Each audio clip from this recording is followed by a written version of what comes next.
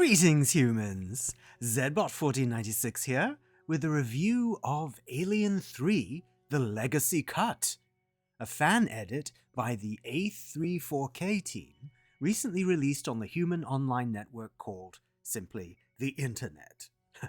But before we get into our big feelings about this film, it's worth giving a quick framing on what this fan edit is. As you might infer from the name A34K, the team is following the example set by the 4K77 team.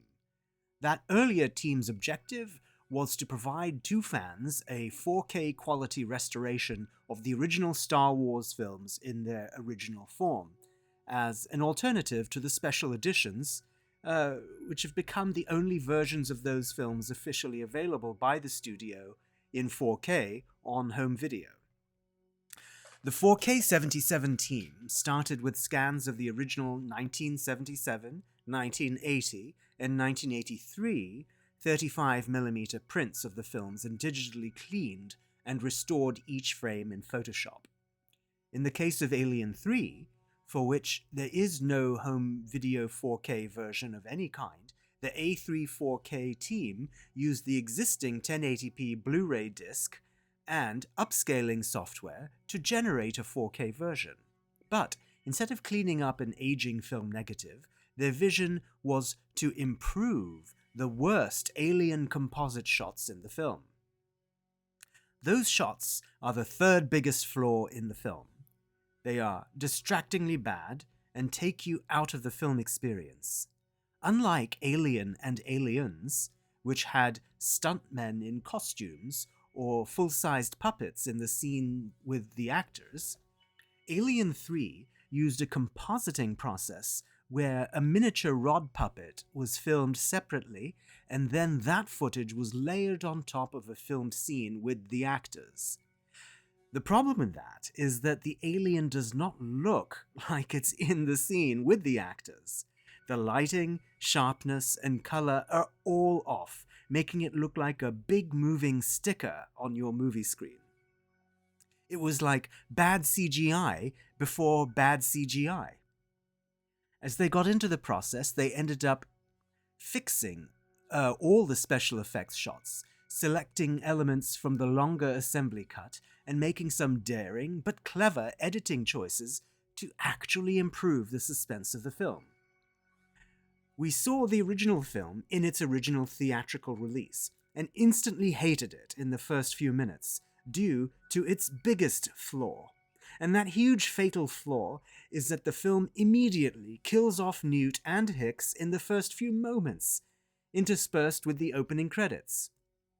By killing them off, they kill off the theme of the previous film Aliens, which is that by protecting your family you can overcome the greatest fear. To shred the theme of the previous entry in a story is just cheap storytelling, subversion of expectation for no purpose. Even that does a disservice to the term storytelling. It's more like the thoughtless chaos of non-sentient animals, and as such, a solid reminder as to why the galaxy continues to hold humankind at arm's length. For this reason, we and many human fans of the first two Alien films consider this third, and really all the rest of the Alien-related films, as extended universe, fan fiction, or some other category that is not the true narrative of the Alien films. In any event, back in 1992 in the theater, watching this happen at the beginning of the film, we figured, we had committed resources for the full 2 hours of training data on this, so decided to sit through the rest of the film. Only to see that the story they actually chose to present was a clear retread of the original film, compounding the original flaw with a second major flaw. The coup de grace on top of this was that the alien looked artificial in wide shots, as if it was shot separately and pasted into the shot, which as we later discovered it actually was, in this 1992 film, making it much worse than the realistic presentation of in-camera aliens in the film Aliens in 1986, or even in the film Alien in 1979. Alas, these massive flaws were not an isolated occurrence in extending franchises from previously self-contained stories. We saw these same first and second flaws, the undoing of the triumph of the original arc, only to repeat the same story. We saw this happen again and again in major franchise returns, most recently in Terminator Dark Fate, doing what they do at the beginning, and then repeating Sarah Connor's journey, and of course Star Wars The Force Awakens, which reminds all the empathic, heroic sacrifices leading to the extraordinary triumph of the original trilogy, and resets our beloved heroes to their starting points or worse. And then has the gall to retell us the same story the entire galaxy already has memorized from the original film. More on that in a later feature if we allow the hate to flow through us. But the first time this kind of behavior genuinely shocked us was Alien³ At the same time, since then, we've been so underwhelmed with all Alien content, even Alien Romulus, that when A34K announced their fan edit, we realized we were actually ready to see Alien³ again, if only to see Sigourney Weaver as Ripley again, since she is one of our favorite human characters. And we were genuinely surprised by what we saw. First, regarding that first egregious flaw of killing off Hicks and Newt, we thought there was pretty much no way around it. But the A34K team came up with a pretty clever mitigation, which is to re-edit the opening credits to cut out the facehugger entirely. No acid burn, and no on-screen killing of Hicks and Newt. By doing this, the audience doesn't find out what happens to them until Ripley does. This ever so slightly blunts the impact to us, the audience, and directs the emotional punch in parallel to how Ripley feels it, so it directly serves the story. We still vehemently disagree with this choice overall, but at least it works better from a story point of view for what it is.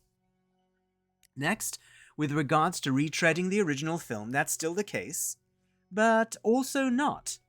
In terms of how it repeats the first film structurally, the film is about an individual monster in a giant haunted house, whittling down to a direct one-on-one confrontation.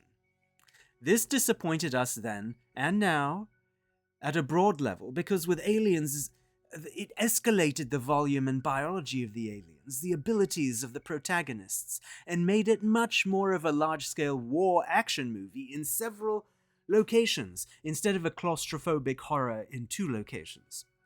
Our expectation was that we would see a further escalation, perhaps a clash of civilizations, with the aliens out of control on Earth, or a human attack on the alien homeworld, where we would see the entire biome that would allow the alien to evolve naturally to the state we see in the first 2 films.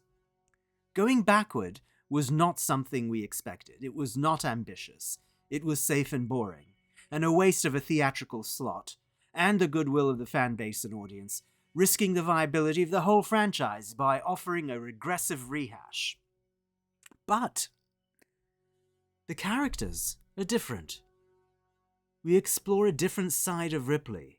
Sigourney Weaver is radiant, as always, but uses her people skills differently this time. She manages to accomplish what she needs to, while managing the forces around her, first in the form of the ever-brilliant Charles Dance, who would later be Tywin Lannister in Game of Thrones, but for now is the empathic and charismatic doctor of the facility.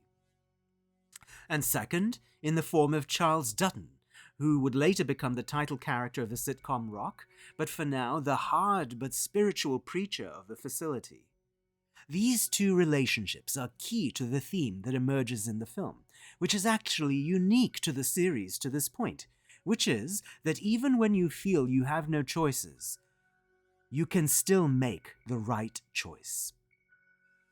Everything in the film revolves around nudging Ripley backward and forward to get to the point where she takes control and asserts herself, becoming the best version of herself. Every shot of the film is, especially now with the fan edit, they're painted beautifully. The score rises and resonates to amplify the haunting bleakness and the rise to the challenge. All of these positive elements point to the nascent skill of first-time director David Fincher. Yes, that David Fincher, who would later go on to make Seven, Fight Club, The Social Network, and the underrated thriller The Game. He does the absolute best he can, given the premise and script he is handed by the studio. We couldn't really see this the first time we saw the film, but we see it now. And of course, we see the hard work the A3 4K team put into everything they did to make this film look amazing. First, all the wide shots of the alien now look magnificent. They now look like they are on par with Alien and Aliens. They are that good. They are, after all, still a physical effect caught in camera, just the compositing was awful. For those scenes the team could not repair, they went the additional step to photograph and animate the action figure of this alien and put that in. And that looks amazing. They fixed the awful 2D overall black flecks of weather effects and replaced them with realistic weather that looks like it's in the scene.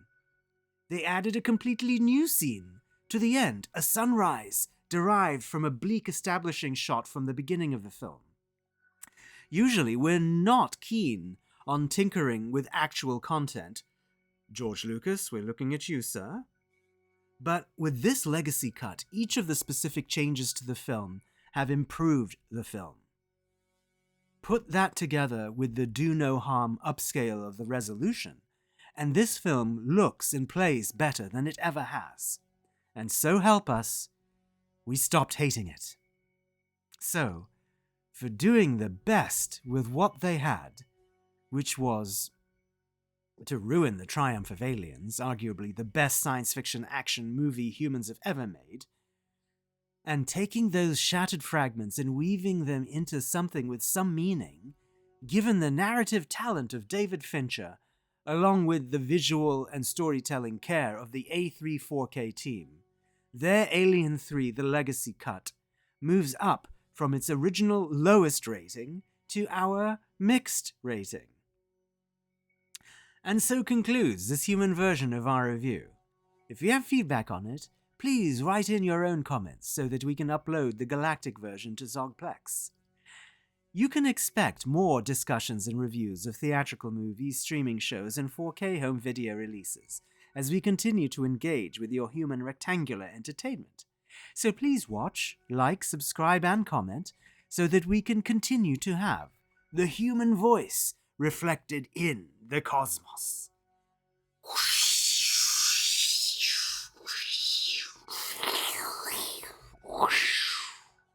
Until next time, farewell, humans.